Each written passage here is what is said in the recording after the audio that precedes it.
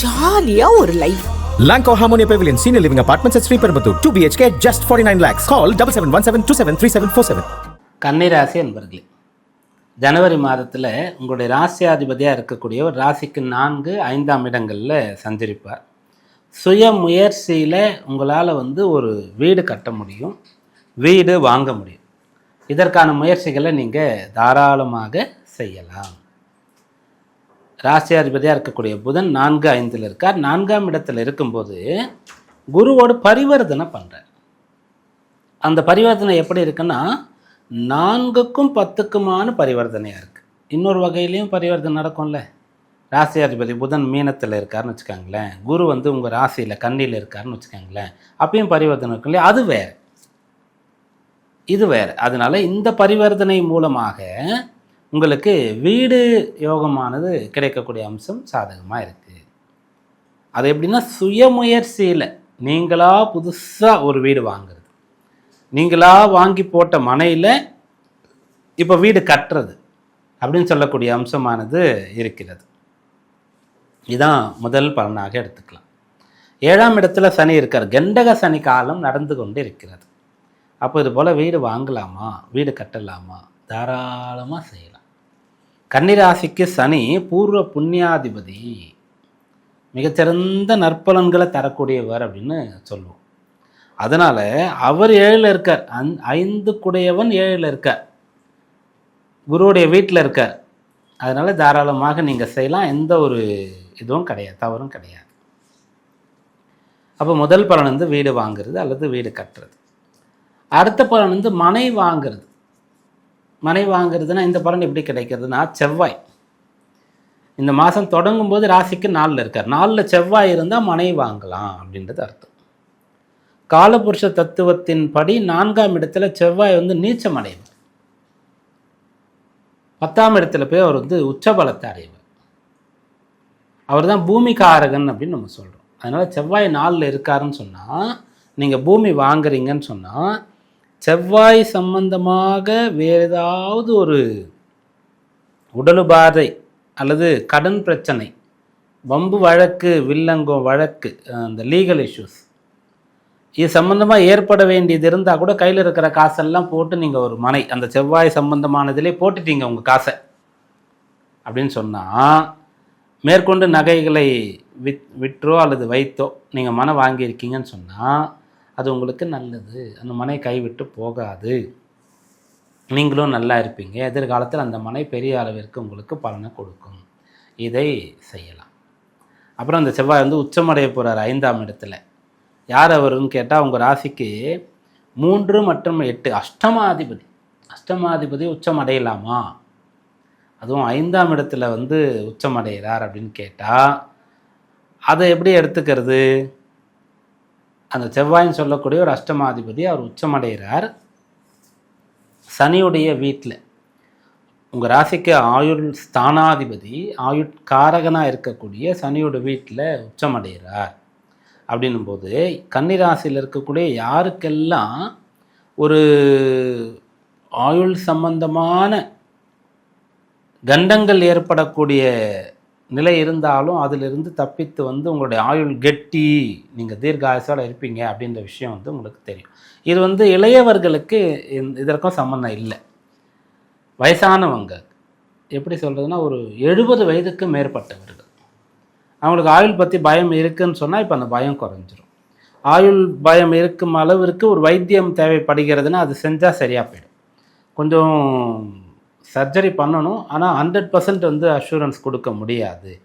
இதில் இவ்வளோ பர்சன்டேஜ் தான் சாதகமான பாயிண்ட் இருக்குது அப்படின்லாம் சொல்லி பண்ணால் கூட இப்போ அவங்க சரியாயிடும் அப்படின்ற லிஸ்ட்டில் வந்துடுவாங்க. அதனால் இந்த ஆயுட்காரகன் சொல்லக்கூடியவர் ஆயுள் பயம் சம்பந்தமான விஷயங்களை போக்கி தருவார், ஆயுளை நீட்டித்து கொடுப்பார் அப்படின்றது அர்த்தமாக எடுத்துக்கலாம். அதேபோல் பூர்வீக சொத்து சம்பந்தமாக கன்னிராசியில் இருக்கக்கூடியவர்களுக்கு பூர்வீக சொத்து சம்பந்தமாக ஒரு பிரச்சனை இருக்குது, வில்லங்கம் இருக்கிறது அப்படின்னு சொன்னால், அதெல்லாம் இப்போ உங்களால் அனுபவிக்க முடியும். அந்த சொத்தை உங்கள் கைக்கு சேரக்கூடிய யோகமானது கிடைக்கும். 5ஆம் இடம்னு சொல்லக்கூடிய இடத்துல 4 கிரகங்கள் சேர்றதுனால, அதில் ஒருத்தர் செவ்வாய், அவர் இது போல் பூமி சொத்து, அப்புறம் சூரியன் அவர் வந்து தந்தை வழியிலிருந்து வரக்கூடியது. சுக்கிரன் இதுபோல் அனுபவித்தல். புதன் அது சம்பந்தமான பத்திரங்கள் இருக்கக்கூடிய பிரச்சனை, இதெல்லாம் சரியாகும் அப்படின்னு சொல்லலாம். அதனால் சொத்து பத்துகள் அனுபவிக்கக்கூடிய யோகமானது கன்னிராசி என்பவர்களுக்கு ஜனவரி மாதத்தில் இருக்குதுன்னு தாராளமாக சொல்லலாம்.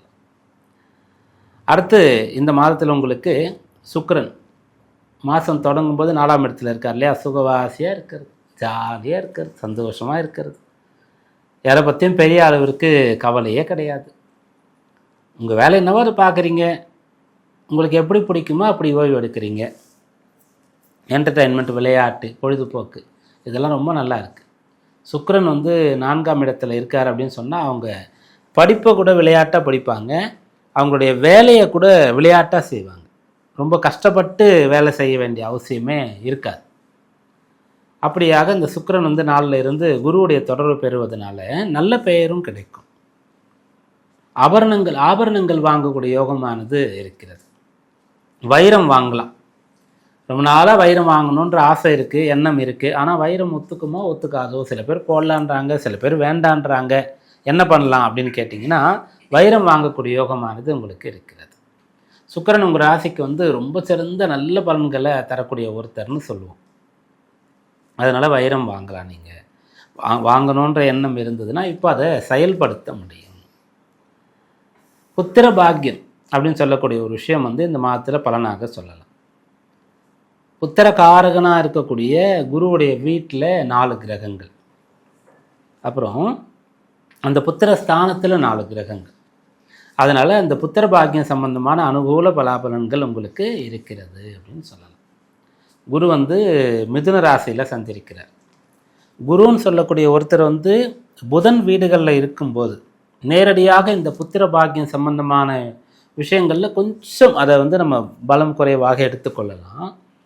ஆனால் அந்த குரு இத்தனை கிரகங்களை தன்னுடைய வீட்டில் இடம் கொடுத்து இத்தனை கிரகங்களுக்கு அதையும் பார்க்குறாருன்னும் போது அது கிடைச்சிடும். அப்போது யாருக்கெல்லாம் சுய ஜாதகப்படி அந்த குரு பலமாக இல்லையோ, அந்த புத்திர பேர் தடை தாமதம் இருக்கிறதோ, அவர்கள்லாம் இந்த மாதத்தில் இந்த புத்திர சந்தான பாக்கியத்தை பெறுகிறீர்கள் அப்படின்றத சொல்லலாம்.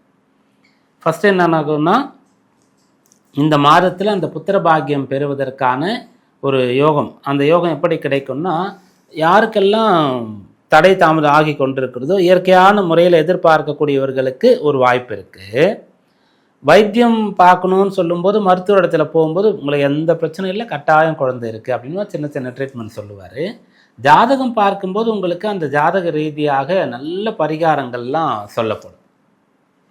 புத்திர பாக்கியம் பெறுவதற்கு அது உங்களுக்கு ஒர்க் அவுட் ஆகும். அதனால் இந்த பலன்களையும் இந்த மாதத்தில் சொல்லலாம். இதெல்லாம் இந்த மாதத்தின் சாதகமான பலன்கள்.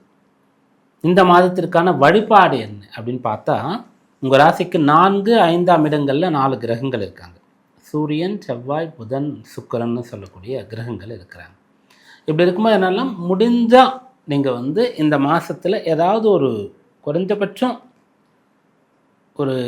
ஒரு நாள், முடிஞ்சால் 4 நாள் வாரத்தில் விரதம் இருக்கலாம். ஏகாதசி அப்படின்னு சொல்லும்போது ஒரு 2 நாள் வந்துடும். அது வந்து நாள் முழுக்க விரதம் இருக்கிறதா வந்துடும். வேறு ஏதாவது ஒரு 2 நாள் வந்து ஒரு பொழுது இருக்கலாம். சனிக்கிழமையில் ஒரு பொழுது இருக்கலாம், அல்லது திங்கட்கிழமையில் இருக்கலாம். இது வந்து மிக சிறந்த பலனை ஏற்படும்.